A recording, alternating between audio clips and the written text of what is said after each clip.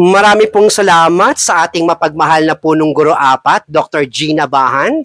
At syempre, para po ipakilala ang ating panauhing tagapagsalita ngayong araw, tinatawagan ko ang ating dalub guro sa asignaturang Pilipino, Binibining Bulalakaw. Maraming salamat sa tagapagdaloy ng palatuntunang ito, Binibining Elizabeth. Ako po ay masaya at nalulugod na ipakilala sa inyong lahat ang ating panauhing tagapagsalita ngayong araw. Siya po ay nagtapos ng elementarya sa San Jose Elementary School. Siya po ay nag-aral sa sekundarya sa San Jose Community High School, ngunit siya po ay hindi nakapagtapos ng third year high school. Bagamat hindi natin alam ang kwento ng kanyang buhay, kaya naman ngayong umaga ating mapapakinggan, ating mapapakinggan ang kwento ng kanyang buhay, ang kwento ng kanyang tagumpay.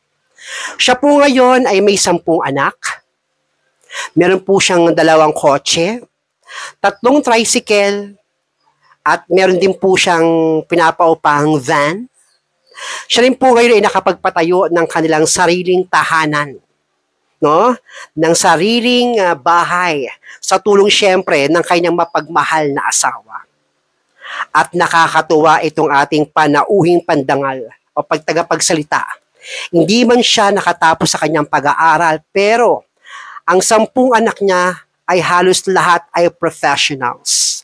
Ang unang anak niya ay doktor, ang pangalawang anak niya ay engineer, ang pangatlong anak niya ay nurse, ang pang-apat ay licensed pharmacist, at ang pang-5 ay meron siyang architect, ang pang-6 ay graduate ng BS Psychology, at ang pang-7 ay graduate ng Business Management, at ang pang-8 ay graduate naman ng Civil Engineering sa isang prestigious, sa isang prominent university sa Mapua. At ang kanyang pang-6 na anak ay nagtapos naman ng education.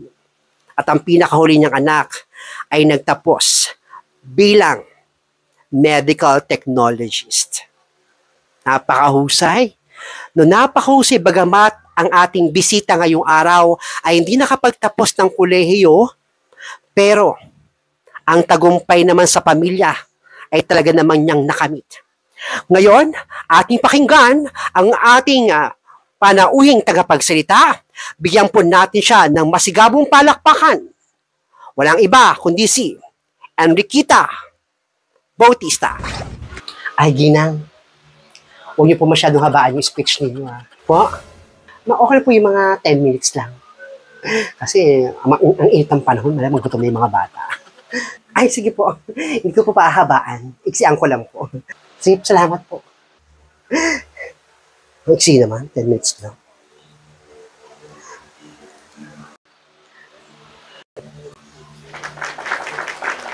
Maraming salamat po.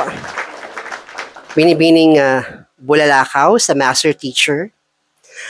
Binabati ko po ng magandang araw sa ating punong guro apat, Dr. Gina Bahan, at sa ating po mga ulong guro, sa mga guro, sa mga magulang, at syempre sa mga batang magsisipag-angat ngayong hapon. Nung ako po ay kinausap ni Miss Bulalakaw upang maging speaker ngayong hapon, ako po ay nagdadalawang isip. Kasi po ako ay hindi naman po talaga nakapagtapos ng pag-aaral. Wala akong diploma nung ako po ay nag-high school. May diploma lamang po ako nung ako po ay graduate ng elementary. Maaga po ako nakapag-asawa sa edad na 17. Hanggang ngayon, asawa ko pa rin yung pinakamamahal kong asawa ngayon. Kaming dalawa ay talaga namang naghirap sa buhay. Halos gumapang kami sa kahirapan ng aking mister. Ako po ay nagdalang tao nung ako ay nasa edad na 17. Ang aking asawa naman ay talagang nagpursige, nagko-construction. At ako naman habang nagdadalang tao, ay nagbebenta ako ng mga kanin. Hanggang sa nagkaroon nga kami ng 10 anak. Lahat ng hirap at pasakit na naramdaman ko, lahat Talagang ginapang ko yung pamilya ko. Ginapang ko yan.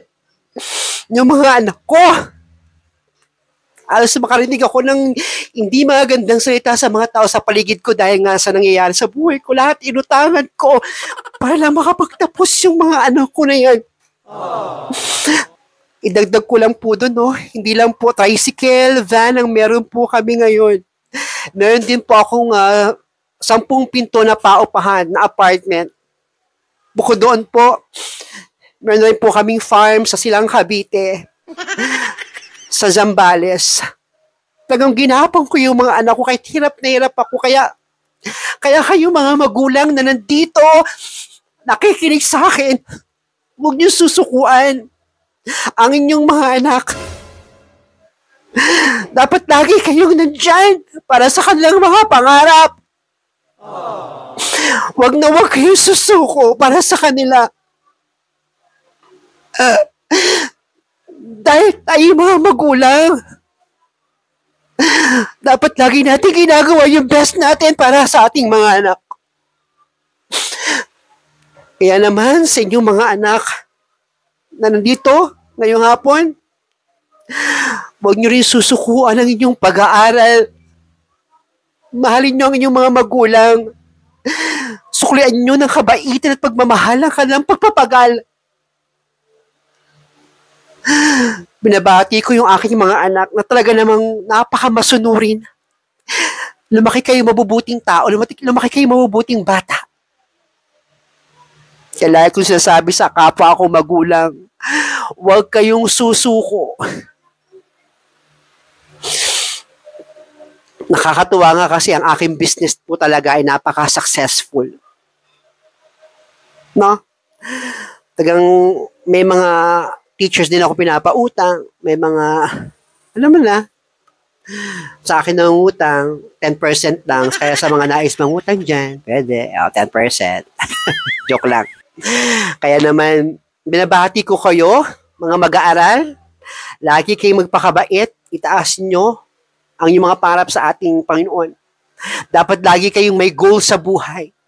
Kasi pag wala kayong goal, you will never know where you are headed. Kaya dapat, mahalin ng edukasyon. Naniniwala ako na edukasyon para sa kabataan ng pag-asa ng bayan. Yun lamang po. At maraming salamat. Thank you.